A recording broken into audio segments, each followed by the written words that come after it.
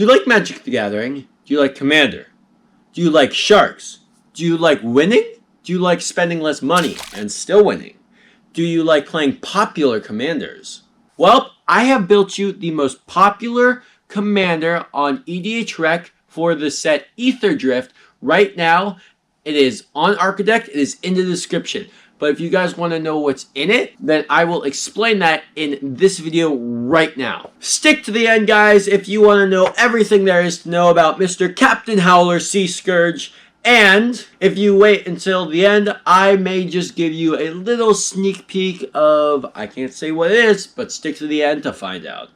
I will not go through every single card in this deck, just the important ones. There are timestamps in the description and along the timeline for you guys to check out if you would like to see the chapters. Let me introduce to you Captain Howler, Sea Scourge. He is a 4-mana legendary creature, Shark Pirate.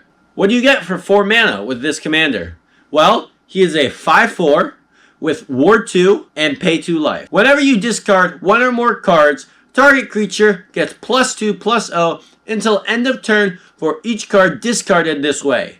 Whenever that creature deals combat damage to a player this turn, you draw a card. This card may seem simple, but pirate sharks are dangerous, so let's go. First up is Anger. The only reason he's in here is so that you can discard him to get him into your graveyard so you can attack with cards right away. For those of you who do not know, Anger has Haste, and he reads, as long as Anger is in your graveyard and you control a mountain, creatures you control have Haste. He's a very good card and an auto include in this deck. Next up, we've got 4 cards that give you payoffs when you discard your cards. First up, Curator of Mysteries. 2 blue for a creature Sphinx, 2/2. He reads, Flying. Whenever you cycle or discard another card, scry 1. He also has Cycling himself, which for just 1 blue mana, you can discard this card to draw a card. Next up is another pirate, a Minotaur pirate, Glinthorn Buccaneer. 3 mana for a 2/4 creature Minotaur pirate. Haste. Whenever you discard a card, Glinthorn Buccaneer deals 1 damage to each opponent. He also has an activated ability. 1 and a red to discard a card. Draw a card. Activate this ability only if Glinthorn Buccaneer is attacking. Next, Magmakin Artillerist. 2 and a red for a creature element pirate. Another pirate. Whenever you discard 1 or more cards, this creature deals that much damage to each opponent. He also has Cycling for 1 and a red, and he also reads, whenever you cycle this card, it deals 1 damage to each opponent. He is also a 1/4. Next up, we have another pirate, a Shark Pirate. We have Marauding Mako for just 1 red mana. He is a 1/1. He reads, whenever you discard 1 or more cards, put that many +1/+1 counters on this creature. He also has Cycling for just 2 generic mana. Those were 4 cards that all gave you payoffs when you discarded cards. 2 of them dealt damage, 1 of them scried, and 1 of them put a bunch of +1/+1 counters on itself. If your commander wants you to discard cards, and you're already drawing cards with your commander, then why not draw more cards? I think we need more draw cards. How about 22 more draw cards?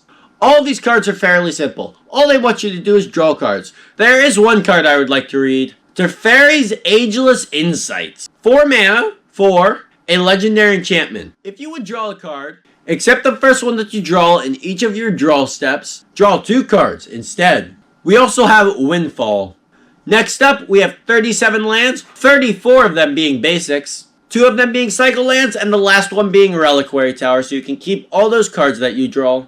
We have 1 piece of protection called Swiftfoot Boots. It's a 2 mana artifact that gives your creature hexproof and haste. We have 2 cards that can win the game out of nowhere. One of them is called Raking Claws, and the other one's called Temur Battle Rage. Both of these cards cost 2 mana, and both of them give 1 creature double strike. We have 11 pieces of ramp, those 11 cards being Arcane Signet, Commander Sphere, Decanter of Endless Water, Enterprising Scallywag, Belwar Stone, Horzit's Monument, Fire Diamond, Sky Diamond, Soul Ring, Talisman of Creativity, and Thought Vessel. We have a single recursion card. The card is called Elixir of Immortality.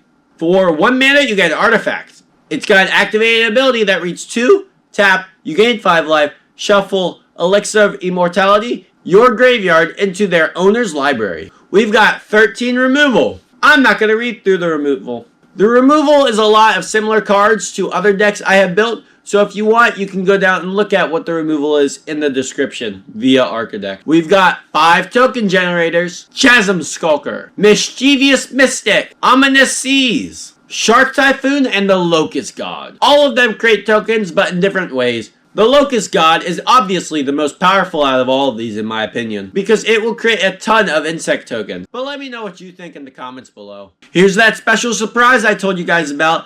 I've got 4 cards in here that could have gone in this deck, but I chose not to keep the deck under budget. Those cards are Containment Construct, Inti's Scandal of the Sun, Surly Badusar, and Tectonic Reformation. If you want an extra card, add Ristic Study to the list, but that's a game changer card. I have playtested this deck on Architect a few times, and it does really well with getting off to a strong start as long as you have the right cards in hand, because with all of those draw cards, you almost never run out of gas. As a matter of fact, you have an 84% chance in your opening hand to draw at least one piece of draw. I can't recommend it enough. Go down in the description, go to Architect. While you're down there, subscribe, because we have the most popular commander on Architect that we are talking about next, Atraxa. But in the meantime, watch the video on screen. It's a Sauron upgrade guide. It's under $100, and he's one of the most popular commanders. He's the most popular from Magic. You should definitely watch it. That's all I've got for you guys today. Like the video, subscribe, and watch the Sauron video. Peace, guys. Bye.